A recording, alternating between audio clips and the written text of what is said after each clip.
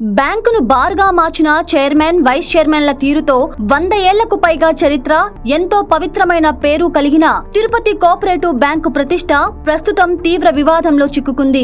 జగన్మోహన్ రెడ్డికి అత్యంత ఆప్తులు, మాజీ ఎమ్మెల్యే భూమన కరుణాకర్ రెడ్డి అనుంగ అనుచరులైన ప్రస్తుత chairman Ketam Jayachandrareddy, vice chairman Vasu యాదవ్ల తీరుపై ఉద్యోగులు, ఖాతాదారులు తీవ్ర అసంతృప్తి వ్యక్తం చేస్తున్నారు. బ్యాంకు నిర్వహణలో అక్రమాలు, నిబంధనల అతిక్రమణలు చోటు చేసుకుంటున్నాయని, ఆవరణలో అసాంఘిక కార్యకలాపాలు జరుగుతున్నాయని ఆరోపణలు రావటంతో ఈ ఆర్థిక సంస్థ ఉనికికే ముప్పు వాటిల్లుతోందనే ఆందోళన వ్యక్తమవుతోంది. సోషల్ మీడియాలో వైరల్ అవుతున్న దృశ్యాలు ఈ ఆరోపణలకు మరింత బలాన్ని చేకూరుస్తున్నాయి.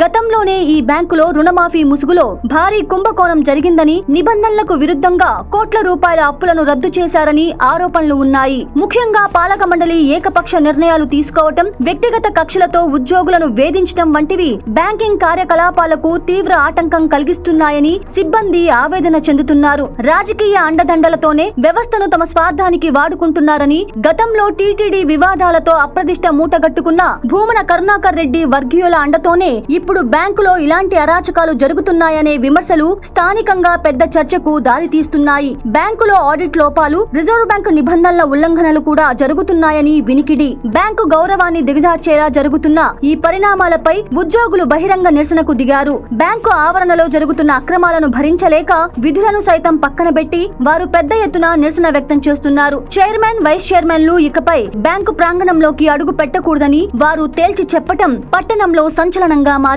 ఈ వ్యవహారంపై ఇప్పటికే ఖాతాదారులు, సహకార శాఖ ఉన్నతాధికారులకు రాతపూర్వకంగా ఫిర్యాదులు చేసినట్లు సమాచారం. రాజకీయ బలంతో వ్యవస్థలను అపవిత్రం చేస్తున్న అరాజక శక్తుల ఆగటాలకు అడ్డుకట్ట వేయాలని ఖాతాదారులు, నగర ప్రజలు డిమాండ్ చేస్తున్నారు. 100 ఏళ్ల ఘన చరిత్ర కలిగిన ఈ సహకార సంస్థను, దాని పూర్వ వైభవాన్ని కాపాడాలని, బాధ్యులపై తక్షణమే విచారణ జరిపి కఠిన చర్యలు తీసుకోవాలని వారు కోరుతున్నారు. ప్రజల నమ్మకానికి ప్రతీకగా ఉండాల్సిన ఆర్థిక సంస్థ స్వార్థపూరిత రాజకీయాల వల్ల అపవిత్రం కావటం తిరుపతి నగరంలోనే పెద్ద సంచలనంగా మారింది. ఖాతాదారుల డిపాజిట్లకు ఎటువంటి ప్రమాదం వాటిల్లకుండా చూడాలని, బ్యాంకు పరిపాలనలో పారదర్శకత తీసుకురావాలని అందరూ కోరుతున్నారు.